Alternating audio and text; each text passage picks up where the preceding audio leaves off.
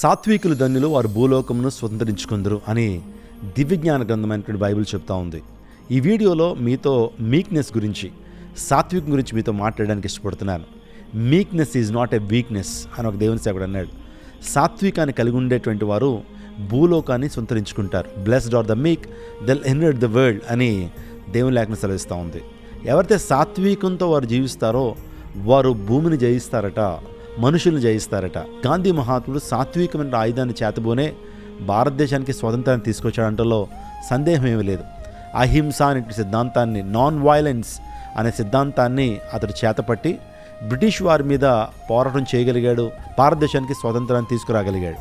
యేసుప్రభువు వారు చెప్పింది అదే, సాత్వికులు ధన్యులు, వారు భూలోకాన్ని స్వతంత్రించుకుందరు. సాత్వికం అంటే ఏంటి? కీడును సహించేటువంటి తత్వం. మనకి కీడు చేస్తున్నా తిరిగి ఆ వ్యక్తికి మేలు చేయటం, ఒక చెంప మీద కొంటే మరొక చెంపను తిప్పటం, ప్రేమను కనుపరచటం, క్షమాపణ హృదయాన్ని కలిగి ఉండటమే సాత్వికం.